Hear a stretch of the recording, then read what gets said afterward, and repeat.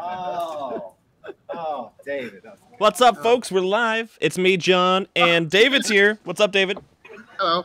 And that was Mikkel giving me hugs. And that's Dakota right there. What? There he is. Oh, there he is. Oh, that's good. So it's Q&A time. What I'm going to do is we're going to start asking questions. I'll share this to the various groups as we're here. Wait, Q&A? What? You said T&A. No, Q&A. All right, I'll come back at 11. Yep, save that for later. So let's start off. Waka. This is in no particular order. This is just when I see it and I wrote it down.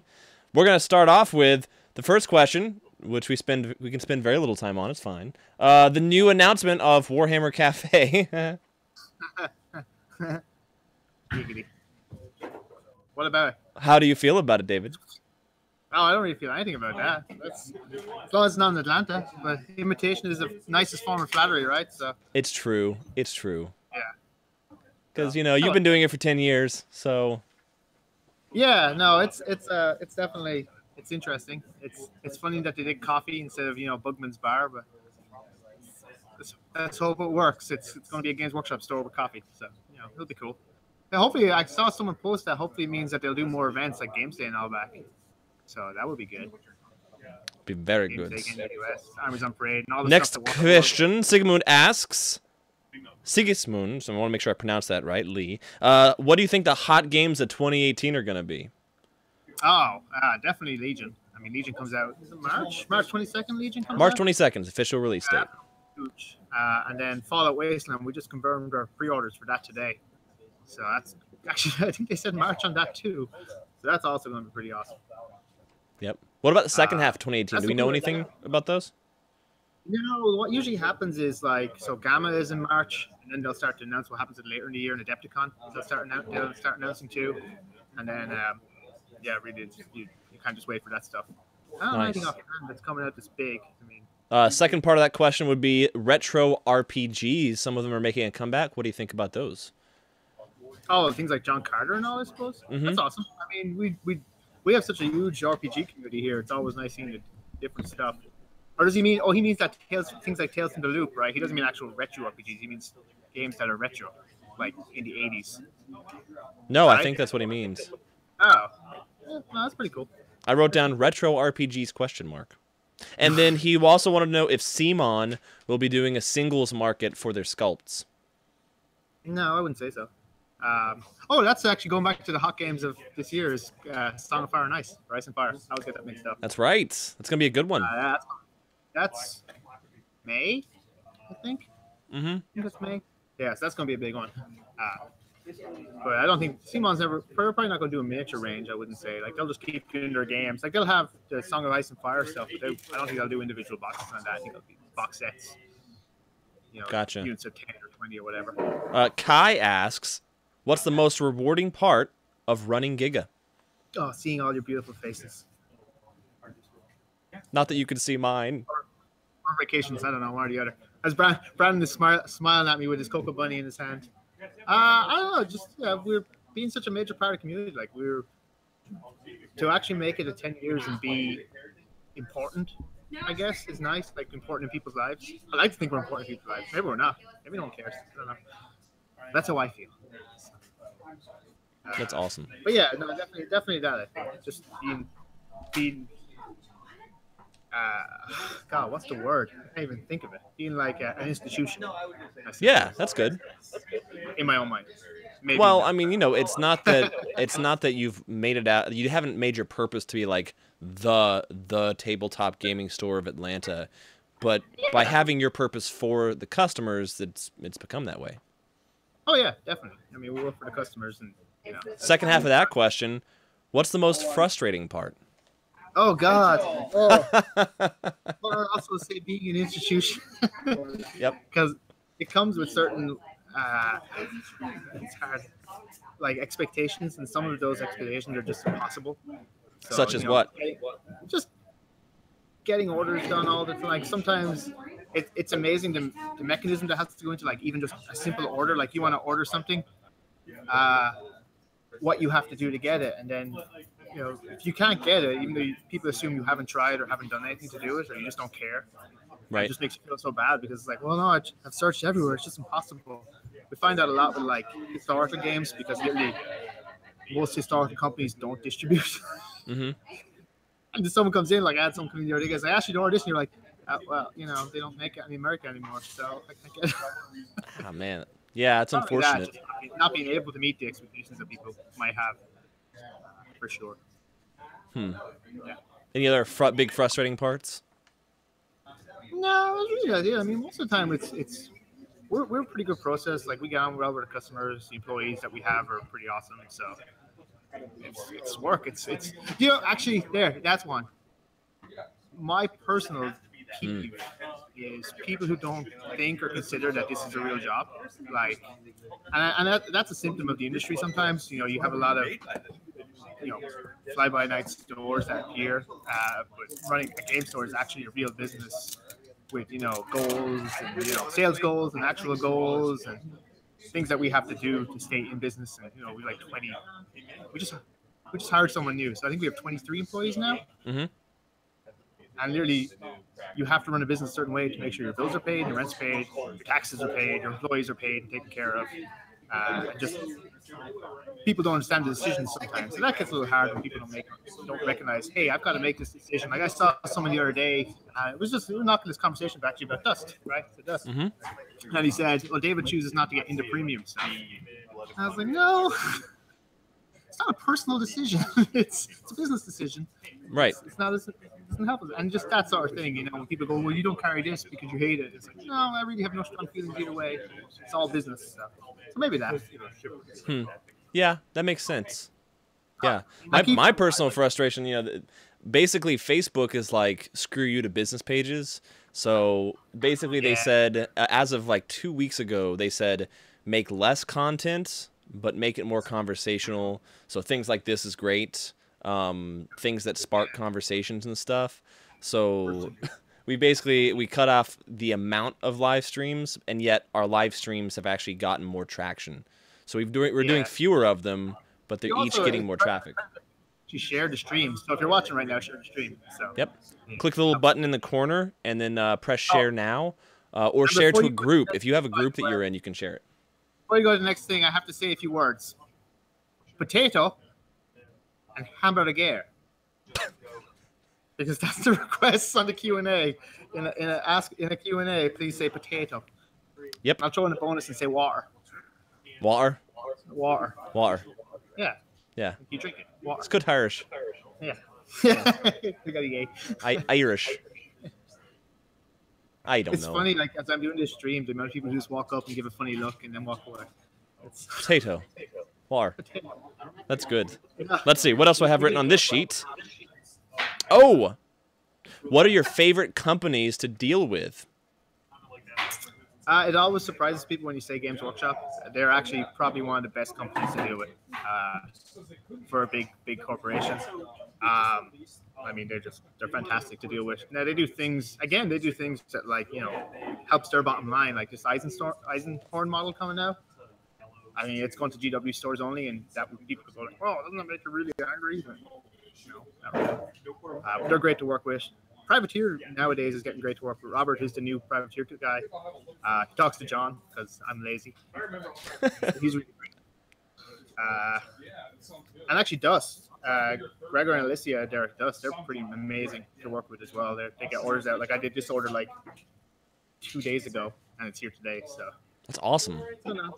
Yeah, so they're probably the three. GTS, which is our local big distributor. We love those guys. They're fantastic. They take really good care of us. Yeah, and then Phil. I better say Phil the Golden. Although I yell at him a few times, so Phil, if you're watching, I'm sorry for yelling at you. Don't ship my Warbox, by the way, because you've emailed me twice this week. Brandon has several questions. We'll start with one of his. Why do so many gaming stores fail? It goes back to not being run like a business.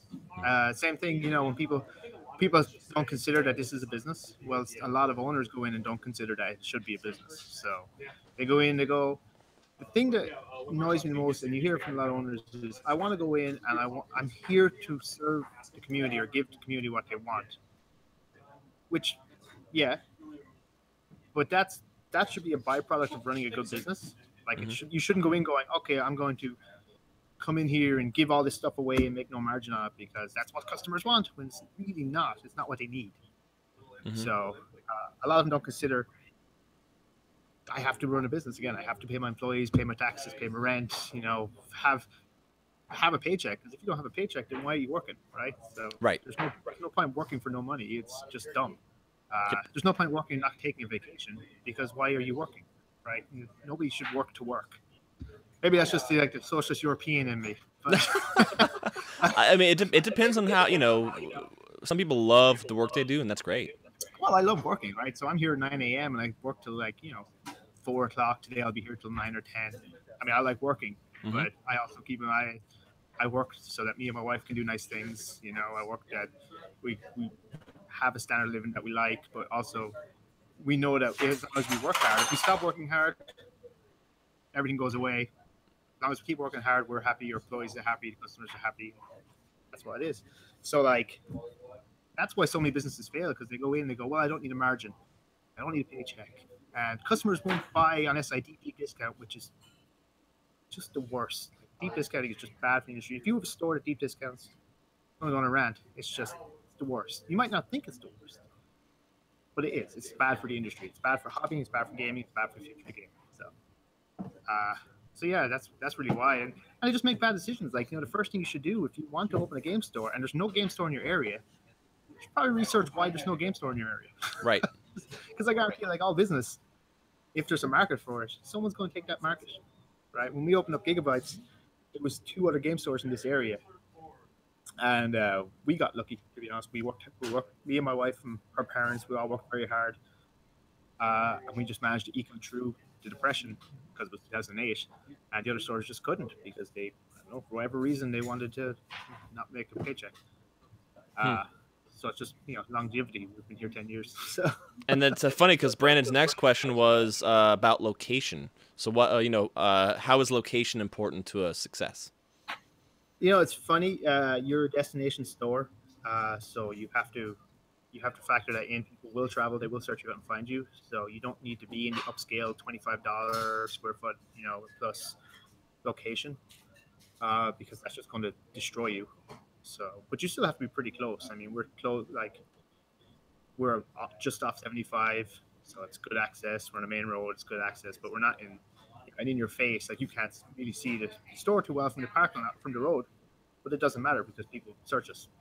So you have to find a happy medium there. Let's go for a couple of live questions here with Chris first. What is your least favorite faction in Age of Sigmar and 40K? Ooh. Age of Sigmar? Now, is that do we want to preface with the new redone factions or whatever all factions? All factions. For me, the old Death was just bad. No, I love Death. No, the new one hopefully is good, but old no. Honestly, I would have to go Demons. That's the only faction besides Nurgle. It's the only faction I've never really been drawn to. Never really liked Demons. I love Nurgle. I love the Grey and Clean one. Love Plague Bears. Love the new Beast. Is amazing, but just Demons. In 40K or in Age of Sigmar, I'll go. In 40K, there's probably I've never been a big fan of the Orcs. Now that's not right. I love the Orcs. I hate the models. Yes, amen. Yeah, if they would just update the Orc boys, I'd probably start an Orc faction. But I think the models make it a no for me. I would literally just have an entire Orc boy faction if they were better. They're not bad. They're just not my aesthetic, I don't like the weird gorilla look. Yeah. They were more like brutes, like the Ardboi brutes. I think that's amazing. Yeah, they're not too bad. Let's see. Next live one, Nathan says, you have so many different games to play at Giga. How have you been able to help grow so many different communities? Help bro. Read it right. Help bro. Yeah, he meant to say grow. No, he didn't. We're bros. How have you been able to bro so many communities? Bro. I mean, really, we really promote community. So it's really important to get people involved in running it. So what we do is, the new thing we're doing with the Giga Champions is having people come in and run events and run the thing. Because the staff just don't have the time. So really, it's just getting outside help, getting the community actually getting involved and getting passionate about it. Like people like Jim Godin, Brian Schoner from Malifaux, you know, the general staff of 40K and Rob, like to just help push a game and are friendly and approachable. And you know, that's you know even tonight with D&D, like we'll have 8-10 tables, and that's all Mark Buffington, you know, taking the center organization capacity and just you know welcoming people in and setting them up and organizing it. So really, it's them. It's you people, not me. me and John are just here to like host it. So that's pretty much it. Yeah. On my end, for the online stuff, basically I've been making videos that are going to be shorter, so hopefully they engage a little bit more, because our live streams sometimes don't necessarily engage how we want. And they work. Like right now, it works great. But I'm making shorter ones, so like a lot of comedy ones that I've been scripting and getting ready. You know, keep on building the Giga brand, since we want to become internationally known. And you know, Brother Steve helps with that. We want to create more and more stuff like that. Where is Brother Steve? We need a new one. Do what? We need a new Brother Steve. Yes. I have to come down to Georgia, March. I'm coming down in March for sure, middle March. John says, where can I get nice check shirts in Atlanta? What? Yeah, don't worry about him. Just ignore him. Oh, that's your brother. Finn, right. Gotcha. Does the star CC reward hurt the store's bottom line? You're not on camera, by the way. Of course, yeah. Anytime you discount, it hurts your bottom line. So yes. Every time you take anything off, give something away, add extra price support, it hurts your bottom line. So you can imagine, just theorize that you've got a 50% margin. You sell a $100 item, it costs you $50. It's going to cost you more than that because nobody gets a 50% margin. Mm-hmm. So you're making $50 profit. At least half of that has to be, you know, rent, power, wages, you know, bills, stuff like that. Yep. Well, you take 10-15% off that, of your remaining $25. Well, you've eaten 10 to 15 of your remaining net profit out there, and that's been very easy. That's assuming you have 50% and your bills only account to 25%, which they're going to account to way more. It's true. I had a train of thought and it left, so we're gonna go to the next one. Jim says, "Please say burger to me," which you did earlier, but say it again. Burger. And then final couple of live questions before we go back to our pre-written ones. How important is it to have a guy named Rob champion a game at the store to make it successful? I mean, it's the most important, right? Yep. You can legally change your name to Rob if you want, so that you can become a more successful Giga champion. If you want to run events, you have to be called Rob. Yep. My middle name is now going to be Rob. It's going to be John Rob. John Rob. Who came up with the idea for Brother Steve videos? That's me. Yeah, it was him. Yeah. I actually can't tell anyone except for a few people. I can't publicly say what the reason and how I came up with it, but it involves someone that I basically made Brother Steve after. Stormcast Brother Stevius. Oh yeah, I do need to do that. I've got some ideas for that already. Ganger Stephanie. Yeah. Stephanie. Basically, you know. Steven. Yes, Stephanie. That's good. Stavina. I don't even know. No, that's terrible. That's not a name. Go back to the questions. You've seen games come and go in the store. While I've seen it discussed before in the group in terms of community pickup, why is it so hard for new games to build a foundation for long-term success? Well, it goes back to community, right? So you have a new game. A lot of the time, the company doesn't promote it. I can't even hear you anymore. I've lost all sound. Oh no! Oh no, there you are. You were just okay. Quiet. A lot of times it's two reasons, right? So the company that makes the game doesn't promote the game, right? It doesn't do anything to grow it. It's just like, here's this game, you throw it out there. And another time is if it just doesn't have someone who's passionate about it to grow the game, right? It's just not going to hang on. Or sometimes, you know, they're not welcoming. You know, they don't want to have new players, and I just want to play this game by myself. That happens a lot with Kickstarter games, right? Yep. So a person gets Kickstarter game. One Kickstarter is terrible for games, unless they have built-in retail support. So Simon is getting good at that, at having to Kickstarter and then having to retail. So they're figuring it out. But these people get their Kickstarters, they come in, and they don't want to promote the game; they just want to play it. And I go and I go, hey, I'd like to play this game. I'm like, oh no, they don't really want to push it or play it. And the store doesn't want to carry it because it's Kickstarter. And then eventually it hits retail. The buzz is dead. What game? There was a game that did that recently, wasn't there? No, Kings of War is an issue of just I don't know. I don't know what Kings of War is. Kings of War is just weird to me. I've already said potato. Too late. I'm trying to think of the game because we had Rune Wars. Yeah, Rune Wars was one. Yeah. Where it got so delayed and it was so badly launched by the company because they came out with 2 factions. They didn't release a 3rd faction for like 6 months, and the excitement just died. And there's so many games coming out these days, right? So you don't have to wait for a community to form. If the community doesn't form, well, there's a new game coming out in 3 months. Just move on to that. So, and sadly, there's just so much deluge of stuff coming out. You have to hit it or it's gone. Yeah. As they say, cream rises to the top. All it takes is one person like Jim to push for like Dust, for instance, and it's a smaller game. 3 months ago, everyone was like, "Oh, Dust," and now it's like, "Oh yeah, Dust, it's cool." Like all these games are good. Like Conflicts 47 is a good game. But was pushing it, and then it just fell to the wayside. And you look at the sales, and it's like, the sales aren't matching, so let's get rid of it. God, I wish I could think of the game because it was so hyped up, and it got delayed. And that's the sign right there. I can't even think of the name right now, but I just remember it being. This is what happens when your game is delayed. I'll think of it later. It'll come up. I'll figure it out. Not Star Wars Legion though. That one's coming out March 22nd. We've got. It's nice. It's a pretty early time for FFG to announce that, right? Yeah, I'm glad because FFG has an issue with not getting like quarter one. Well, when's quarter one? It's January to March. So I'm glad they actually have a date. Sure, it's the end of quarter one, but hey, it's still quarter one. So. Oh, if you weren't in the tabletop business, what would you be doing? Oh God, I don't know. I actually don't know. I started when I was 22. Yeah. I worked in a horse farm. I'd probably still be. I probably wouldn't be in horses still. My back is too bad for that. I don't know. I'd probably work construction maybe. I do a lot of construction. So.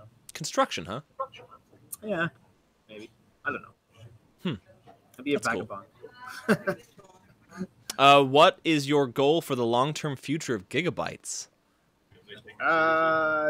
Just keep going. Yeah, I saw someone post earlier like, are we still growing or have we hit the end?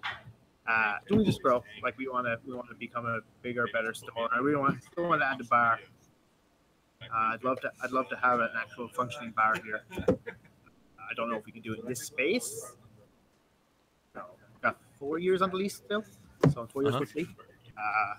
But maybe we'll always grow. We'll never stop growing, adding, adapting, changing. I mean, we have one of our biggest events like ever for the tabletop, which is the X-Wing tournament coming on Saturday. Mental, we're at 120 now, so we have 8 spots left on our soft cap. I'm doing a soft cap, and once we hit that, I'm going to have we're going to sit down and figure out spacing and see can we get to 144. That's a lot of players. Because we still have Pathfinder Society, so we have to fit those in. Yep. Yeah. So if you don't know that already, until about 6 p.m. on Saturday, we won't have any spaces for open playing. Yeah, that's true. More than likely. Yeah, because otherwise, there's no way. There's not enough. There's literally you couldn't even play on the floor. That's. Well, you could. I guess you could. Good. But no, we don't want that. Play on a table. That's good. Let's see. I got another question. When a customer requests a specific item, for instance, a board game, are you required to order multiple? No, I'm not. There's a theory when it comes to ordering, and it's actually a couple of stores that I follow, and they say you order, it's like a 6210, right? Oh yeah. So where if a game is super hot, you order at least 6 copies. If a game is moderate, but you don't really know how much, you order 2. If a game is from a company you don't, you're kind of iffy about, but you still think it's going to be good, you order 1. And if it's a game you don't want to do, it's all at 0, right? So when we follow that, if we get an order usually an order for a board game, when we go, okay, well, we don't know much about this game, because if we don't already have it in stock, we don't know much about it. So this might be something that someone will ask in the future, so we usually order one extra. So that means if you order a game, like I'm looking at Castles of Mad King Ludwig, or Palace of Mad King Ludwig there, if you order a copy of that, means we order another copy and we put that on the shelf. So, but if it's something like Stuffed Fables, which comes out tomorrow, I order 60 copies. Yeah. Because it's going to be a hot game. Yep. So, Huh. yeah. Good to know. So it works. But, Peter and Logston. Well, keep going on that there. One of the things going with the deluge of games that are coming out is those same stores that do that 6211 are now changing to a 6100, which means unless it's a super hot game, you're ordering one copy. Huh. If it's anything else, gone, because there's just too many games. Yeah. That's interesting. Good to know. Peter says, what have been the scariest moments owning a gaming store that you have weathered? Paying bills. We opened up in October 2007, and then the economy crashed. Right. So that was not fun. Mm-hmm. No, I mean it's just been a lot. We've had employees come and go. You know, I had an ex-employee had a seizure in the store. That was pretty scary. That was like 8-9 years ago. Still comes to the store stuff, you know. I can't really say anything really scary. We've had trying times, but nothing else ever terrifying. We got robbed, but it was really scary because we caught them so quickly and we had the cameras, and you know, that was much more of a pain in the ass. Honestly. So most of it's just kind of a keep on trucking type thing. So it's never going to actually scare you. Like, you know, you're always growing and have plans and backups and stuff. So. Nice. Next question. Hey Dakota, what's going on? Ricky has a long one. I'll try to sum it up. No, I'm going to go on the next one. I'll come back to yours, Ricky, because I want to make sure I read it so I can process it and see if I can shorten it a little bit for those watching. But Jesse says, who is the handsomest wargamer at Giga, and why is it me? Oh, because you're Jesse, obviously. Duh. Anyone named Jesse. I mean, I wish I was Jesse's girl. And that's how the song goes. Next, Kimberly says, your game shop is the most inclusive and welcoming game hubs I've ever been to. What do you think you and your staff have done differently from other places to make it that possible? Wow, that's a tough one. Because I don't think we've done anything that you shouldn't do. So, I mean, I don't know what we've done different. I don't go to our game stores. Unless I'm in a different city, I don't visit game stores. But no, we haven't really done anything. I mean, you treat everyone with respect, friendly. Like, a person is a person is a person. Their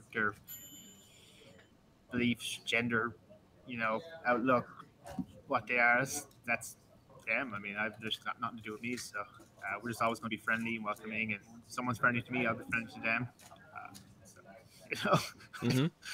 It's actually the toughest question yet because I can't. Well, I mean, honestly, it comes down to three things, and I've talked with you, David, a little bit about this, and I've mentioned it before, as our goals for 2018 and everything. But I think it works as well as a store. We want to educate, motivate, and congregate. We basically want people to know about the games, and when someone comes in and they want ask a question, we don't want to just push them to a sale.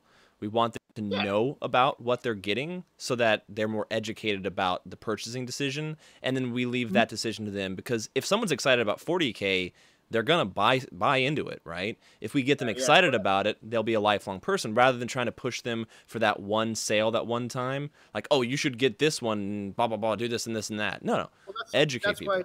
That's part of the reason we have the community, why, when they go back to why this game grows, that's the same reason. We don't want our staff trying to demo or push you a game because it's a sales tactic. We don't want to do that. So by introducing you to people who have the same passion, that will make you more included. Because too often you walk into a store. I was up in Philadelphia in December, and I went into a game store, and I got and that was it. It was just so funny to me to be like, you're not going to say hello, how's your day? Any questions, give me a shout. You know what I mean? So I guess it's just being friendly, which is the bare minimum you should do. So. Yeah. Yeah. I mean, you know, so the first part is educate, the second part's motivate. Basically, the things we do with like Giga Champions that it's been done in different companies. Like Privateer Press has their gangbangers. Gangbangers. Did I just say that? You Press did, the Crips and gangers.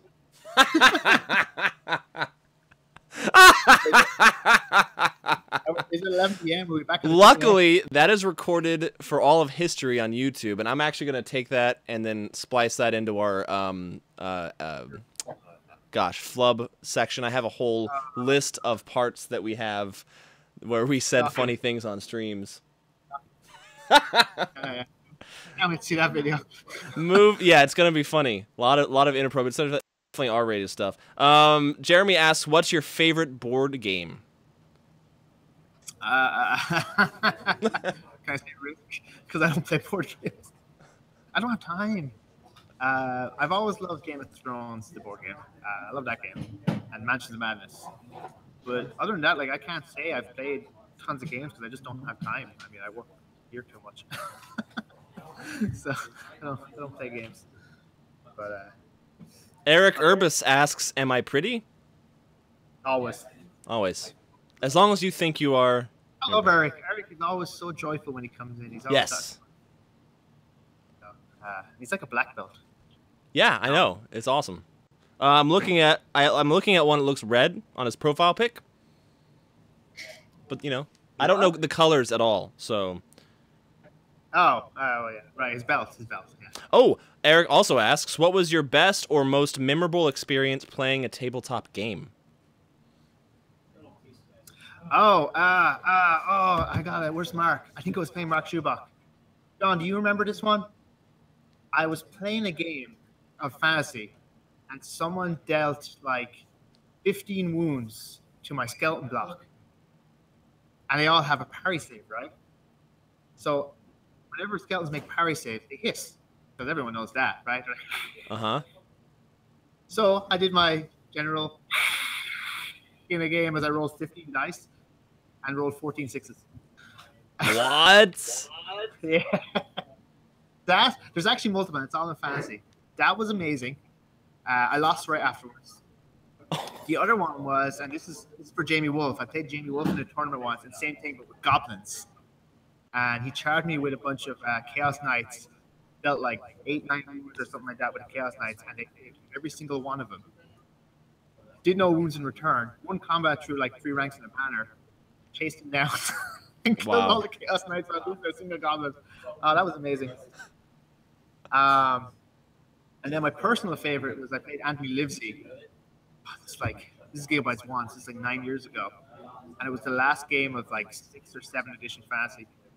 And I annihilated his army. Like he's playing dwarves. And I'm playing goblins. And annihilate his army except for his one block of arm breakers and his king. Charge a unit into him, lose combat, lose on the bottom of 6 that combat. The unit breaks. And in old fantasy, if a unit broke and fits into another unit, they had to take a panic test. Okay. So goblins are leadership 5 and my general's unit broke. So the general's unit breaks. Every other unit, goblin unit around it fails the leadership and runs through all the other units of goblins who all fail leadership, and my entire army, 2,500 points, runs off the board on the bottom of 6. Wow. Best day ever. It was the best. By the way, Wow. Mark does confirm he's like the parries. Yeah, see? The parries are amazing. You have to hiss. It's like I have a moment I could not reproduce even if I had like to script a video. My little brother-in-law, he's like 13, we were playing Mysterium, and he was the last person to pick a clue. And we had like Lord of the Rings music on because it was mysterious at the moment. It was like Gandalf dying, right? Well, in the soundtrack, Frodo yells no. So he's like waits until the last second. The moment he puts his pawn down on his guess, Frodo in the soundtrack yells, "No!" Could not have timed it perfectly. We were laughing probably for half an hour about it. It was great. Yeah. Nice. Jeremy says he had a discussion with me about doing how-to videos. Yes, so I've been making those. It's a whole series of them. It's like 10 videos on how to properly photograph with your cell phone miniatures. with using lighting and stuff at home or cheap materials. Awesome. Cool, right? Yeah, that's pretty awesome. Look forward to that. There's a couple things from you, David. Oh, Eric, who you just saw or you heard, I think. I think I saw it. But he says 40K rules for and how to modify models. Am I looking at the right thing? Yeah. Okay. I think that's the videos that he wants. Oh, yeah, okay. I think that's actually a question. What's the question? Yeah. I think I might have taken some screenshots of a different thing. So let me go back to the live questions here, and then we can go from there. Oh, we got a whole bunch. There's a lot of questions about gangbangers, apparently. Yeah. Yep. I'm definitely gonna make a blooper reel of that one for sure. So we've got Giga After Dark, Giga-Bites gangbangers. Apparently. Yeah. Someone asked about the possibility for 20-ounce Pepsi, Dr. Peppers. We've had that before, I think. We can probably see about that. We can get them a Restaurant Depot. All right. Oh, it's turning. I'm not seeing any. I can't see the comments before the last like 5 for some reason. If you can read them, David. 'Cause we got a bunch. There's really not, actually. It's just people shouting hello. Oh, okay. Say 3 potatoes. 3 potatoes. Oh my gosh. What's your criteria for adding a new game to the store? That's been asked a few times, actually. I think I've Oh, seen that right. It's a good one. And Nathan as well. How do you pick new games and merchandise to carry? How do we do that? We research it. The first thing we do is what do we need? So what's an opening in the store? So going back to Dust, because it's right here on the table and I keep seeing my eyes, is we had Conflict 47 and we had Dust, and we had to decide, well, there's 2 Weird War 2 games, so we want historicals, so we had Bolt Action, and I love historicals. It's filling gaps, right? So like this new year, we took back in Team Yankee and Flames of War because I felt we didn't have any 15 mil game. Mm-hmm. So I'm like, well, what do we have that we don't, or what can we add that we don't have already? And that was, well, we don't have a 15 mil game. So Flames of War makes that very easy, and they're getting better support. That's awesome. Keep on asking questions, folks. We need your questions to answer. We've gone through a lot, actually. Yeah, and also margin. Margin plays a big key, because if you're crappy margin, there's just no point carrying your game. Yep. So. I mean, the whole logistics of retail. You know, you have to have enough sales with enough margin to be able to make a good profit. Like I'll take in the game and take a chance on the game, but I'm also vicious in cutting a game. Yep. Which is I've had that conversation with people before where they're like, man, this game is just gone. It's like, yeah, sales don't match. It's gone out the window. Yeah. What did we remove recently? We removed a game recently. I can't remember what it was. Probably the one that I can't remember. So bad. Yeah. Did you read more questions here? Don't think so. Past Corey about ship security. Companies do exclusively fund games. I don't like it because I don't think they should, but I can't stop them if they do. So, Steamforge Game just did that. They're doing an Indiegogo to relaunch their old cruise, and that just is not good. I understand why they're doing it, but I don't like it. Takes the confidence in the game. Guild Ball is actually one where we savagely cut down a lot, and only for the company is good at dealing with customers. I would have wiped out the whole thing because the community just died. Can't get anybody to organize play. Nobody comes into play or even just buy because the sales are very low. And we cut it straight down to just the core sets. And now Steamforge has decided, well, we're going to redo those core sets. So all the core sets you have in a few months will be worthless. And that's crappy. I mean, that's crappy. It shakes your confidence in the company, right? So there's a reason Games Workshop doesn't do that, right? They don't have to. One, they don't have to. They're established, right? And they know that it's just going to be really bad for retailers. 'Cause we're a big store. I mean, we've been here 10 years. We're pretty huge in terms of game stores. Mm-hmm. But a smaller store that has to make super hard decisions on what to carry, well, they're going to look at a Kickstarter exclusive game and just be like, no, why would I do that? You know, and that's why it's so hard for these companies to get established, because they don't understand they've got to make themselves accessible to a small business, really, and get in there. But they don't. So. Yeah. Thomas Selby says, "Thank you. Someone agrees with me." Yeah, that was his question. Oh, okay, Yeah. good. Because I'm seeing some of these, I think, out of order potentially. Ricky asks, "Any plans to add more 4x6 tables?" Mark is tops. We got 20 more tops for the event this Saturday to fit the players. And then probably when I'm done, I was talking with John about maybe building 3 to 4 more permanent tables, more high tops. So yeah, there is just the time issues, and also I herniated this, so I can't actually do any heavy lifting, and therefore I'd have to get somebody else to do the cutting and building and stuff like that because I currently can't. So it's kind of a hold up right now.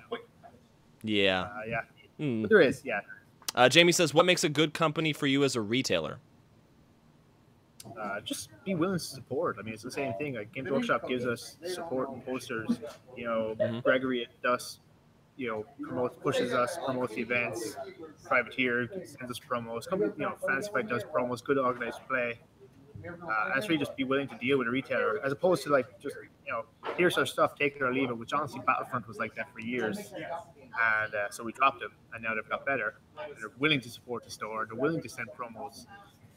They send us a ton of 15 mil terrain. And lo and behold, we stock their product.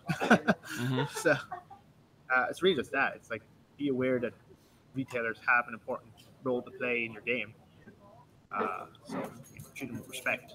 No, that being said, we have to treat the companies with respect too. And, so it's not all one way, right? So, but yeah, pretty much that. Nice. That's a lot of inside information, David. That's awesome. Yeah, right? Yeah. Any other questions? Oh, here's another one. How long do you think till you do your next store expansion? At least 4 years. Yep. Because that's our lease. So unless the flooring place goes out of business, then we can take over. But at least 4 years. Yeah. Yep. Well, but at this rate, we'll need it. Yeah, right. I think we're looking at like 200 people on Saturday. So. Oh my gosh! Woo! I will say if you're coming on Saturday, just get ready to play outside. Patience, because we are having extra staff, but it's going to be if you're not, don't get your meal straight away, or someone doesn't greet you straight away. Just please understand. Oh my gosh, yeah. I wonder if we can do like a spread out lunch thing where people pre-order their food. We're trying, yeah. Eric, who's phenomenal in the kitchen. He's got all sorts of plans for starting out the food. He's the best. Yeah, we all love Eric. Awesome. Yeah. So we have a lot of plans, yeah. But just be aware that it is going to be packed. So be aware of that. Nathan asks, would you ever buy your own freestanding building? Me? I don't know. That's I've thought about it for sure. Yeah, definitely would be nice. But we'll see. 4 years. So yeah, we're here for the foreseeable future. So it's Chris Smith says, "Do you miss the lock-ins?" Hell no! Oh my god! I see Tanya. I see my lovely wife has just logged on, so she can tell you. Working on Fridays from noon to 11, and then from 11 till 8 a.m. Then you go to bed for 4 hours. Work from noon to 11, and then 11 to 8 a.m. I don't miss it. Yeah. But you wouldn't have to do it though. No, I mean I do. I don't even do the pre-releases anymore. I go home and Will handles that pretty well. I would do it if enough people want to do it, but not every weekend like we used to. But definitely once in a while. You never know. If y'all see David's screen pixelate a little bit, the Giga Wi-Fi is used by a lot of people, so it ends up taking bandwidth. Oh yeah, it's trying to get. In the morning time, it's a-okay, but then we get a bunch of people there, and it kind of woo. We'll have like 100 people on tonight, so they'll all be logging on and taking up our Wi-Fi. Yeah, and think about this: one YouTube video at 1080p takes up, oh my gosh, it could take up 2 megabytes per second. By the way, if you see me shift a lot, it's because my leg is really uncomfortable. No, it's all good. It's all good. Any other questions before we close it out for the day? Because it's almost at an hour. That was pretty good. All right.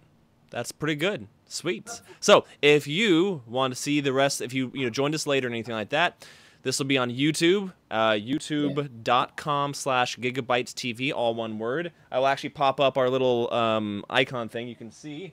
Check this out. It's always funny when you watch you just play around on the thing and put the pictures up. That's always funny. YouTube.com/GigaBytesTV, all one word, just like that. Pretty darn cool. Cool. Yeah, sweet. Thanks, David. That's awesome. Any other questions? And then he'll try to answer a couple more after. Oh, will you do this Q&A more often? Maybe. We might try it once a month, maybe, or something like that. Yeah, once every other month, I think this work good. Speaking of getting done, he's cutting out. You're cutting out, David. Sorry. We'll see. Thanks, David. Bye, everybody. See you later. Have a good one. Bye. Oh.